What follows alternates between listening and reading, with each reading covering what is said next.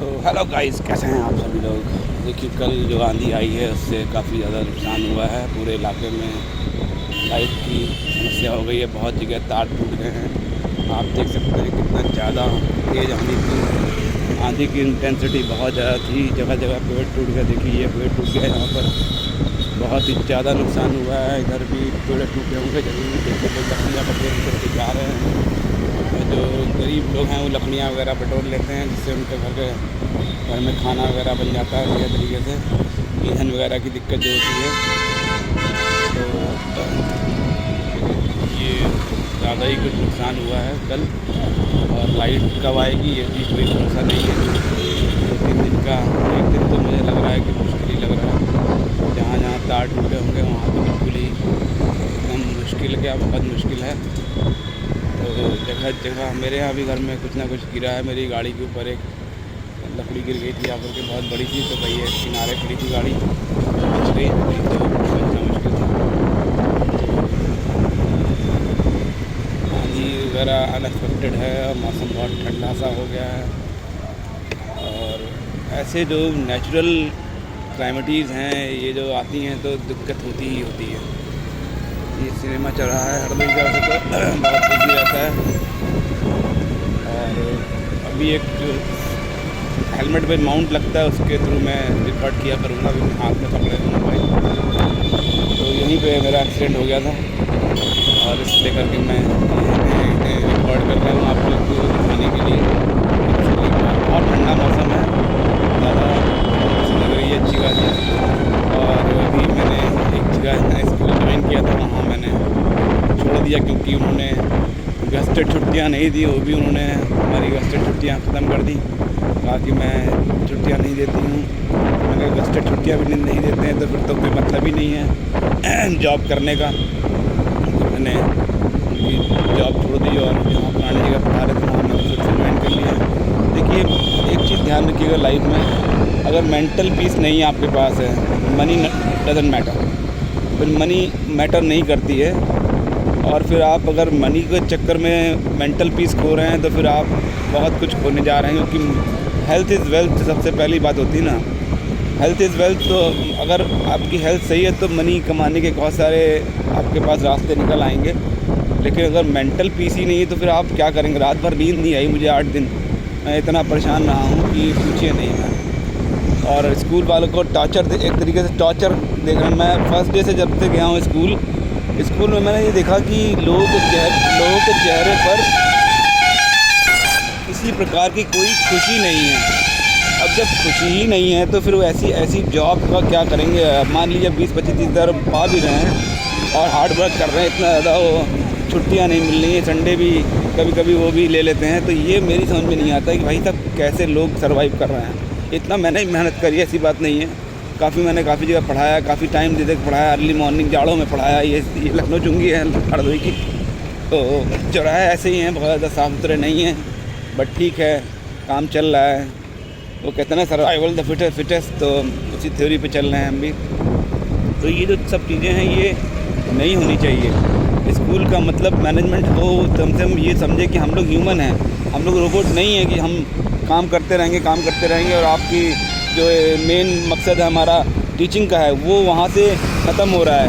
लेकिन मेन उनका काम है कि उन टीचरों को जैसे आपने पैसे देने हैं, सैलरी देनी, तो उसका वो ऐसा पैसा दे रहे हैं जैसे लग रहा है कि वो नौकर हैं हम लोग उनके। ये मेरी समझ में नहीं आता, ये क्या लफड़ा है, किस तरीके की बातें हैं जो मैनेजमेंट सोचता है कि हाँ हम लोग नौकर हो गए उनके हैं। अरे हमारी भी इज्जत है, हमने भी एजुकेशन ली है, हमने भी अपना डिवोशन दिया है पढ़ाई के लिए। कहाँ तक लोग इस चीज़ को समझेंगे। लेकिन मैनेजमेंट सोचता है कि पैसा आ रहा है, हम उनके नौकर हैं, अब सारे काम करने को तैयार है। लेकिन आप गेस्टेड हॉलीडेज़ तो दे सकते हैं ना। टाइम पे पहुंच रहा है बंदा, टाइम से अगर ना पहुंचे तो बात दूसरी है। सारी चीज़ें करने के बावजूद आप कह रहे हो नहीं हम तो संडे देंगे बस, इसके अलावा कुछ देंगे नहीं। होली दिवाली भी सुनने को मिला कि केवल ईद में तो केवल मुसलमानों को ही छुट्टी मिलेगी और हिंदू लोग स्कूल आएंगे। अरे व्हाट नॉनसेंस यार, ये क्या दिक्कत है। इस तरीके की तो डिक्टेटरशिप वाली जो कहानी चल रही है देश में, वही वाली बात आपके स्कूल में चल रही है। तो हम लोग तो इससे तो हम तो भाई नहीं कर सकते थे, तो हमने मेंटल पीस को चुना है। अब जो लोग नहीं चुन पा रहे मेंटल पीस को, तो उनके लिए तो हम नहीं कुछ कह सकते हैं। उनको पैसा समझ में आ रहा है, हमें तो पैसा समझ में आ रहा था, लेकिन ऐसी बात नहीं है, मेरे को पैसे की भी ज़रूरत है। लेकिन हम कुछ ना कुछ सोर्सेज निकालेंगे, कहीं ना कहीं से अपने आप को अरेंज करेंगे कि हाँ चलो यहाँ से कुछ पैसा यहाँ से आ जाएगा, कुछ पैसा वहाँ से आ जाएगा, तो हमारा काम चल जाएगा। जीने का रास्ता है, जीना, वो कहते हैं ना कि जीना यहाँ मरना यहाँ, ठीक है, बट यह है कि वो कहते हैं ना शो मस्ट गो ऑन, जीवन चलते रहना चाहिए। हो सकता है कि at the end of the life कुछ ना कुछ हमारा सक्सेस हो जाए अच्छी तरीके से। तो जो सारी बातें हैं ना वो एक तरीके से बिल्कुल बेकार हो जाती हैं कि आप किसी स्कूल में पढ़ा रहे हैं और वो आपकी लाइफ को एक्सप्लॉइट कर रहा है। एक्सप्लॉइटेशन तो सबका ही है, ऐसी बात नहीं है, लेकिन जब आपके पास, अच्छा मेन चीज़ है सरकार का भी रोल है यहाँ पर।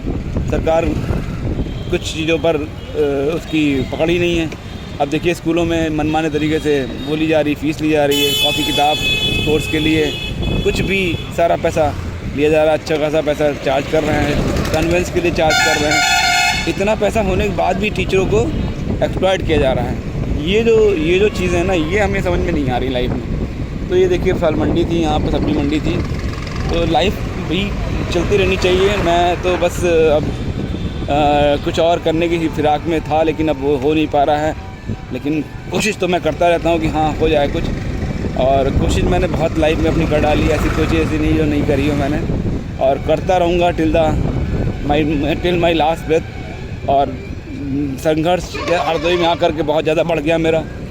जब एक समय था कि हाँ 50,000 rupees I was earning that time, but right now वो उसका क्या ही है, बताना भी एक तरीके से एम्बैरसिंग लगता है। तो मुझे तो अजीब सा लगने लगा है कि लाइफ क्या करेगी, कैसे करेगी। बट ये है कि हाँ चलो कोई दिक्कत नहीं, मैं कर लूँगा। बस इसी वो कहते हैं ना कि law of attraction works, I know that it works. मैं उसी मोमेंट में उसी चीज़ पे जा रहा हूँ। बट करते रहिए, बस मुझे यही यूट्यूबर्स से यही सीखने को मिलता है कि करते रहिए, कभी ना कभी तो लाइफ में चेंज आएगा ज़रूर। करते रहना है, मुझे को यूट्यूब पर ही काम करना है, ये तो मैं सोच रखा है।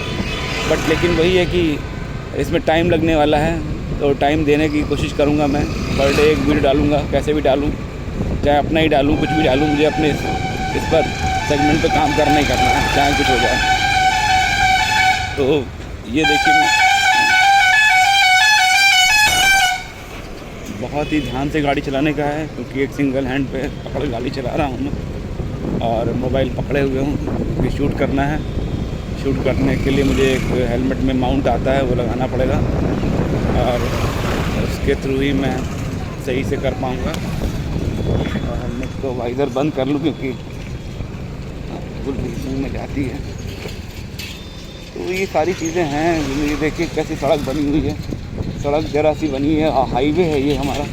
कितने महीनों से ये खुदा पड़ा है, किसी का कंसर्न नहीं है कि हाँ ये इसको बनवा दिया जाए और इसको सड़क पे चलने वाले राहगीरों को बहुत आराम हो जाए। देखिए पूरी सड़क खुदी पड़ी है। मैं कई बार तो कहीं पर वीडियो बनाऊँगा, लोग चल नहीं पाते हैं, पानी की निकासी नहीं है। देखिए पूरी तरीके से ख़राब रोड कर रही है, कितनी दूर तक आदमी चलेगा ये बताएं, मुझे समझ में यही नहीं आता है।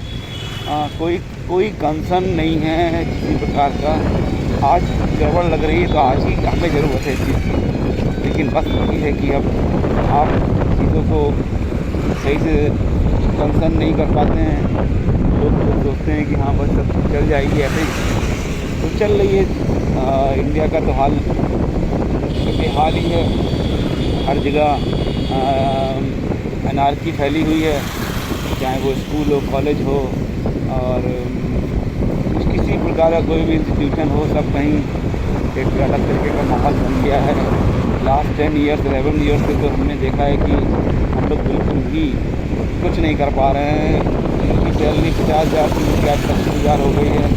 बिजनेस वाले तो फल फूल रहेंगे, क्योंकि खाना पीना तो चलते रहेगा, खाना पीना नहीं करेंगे तो काम नहीं चलने वाला है।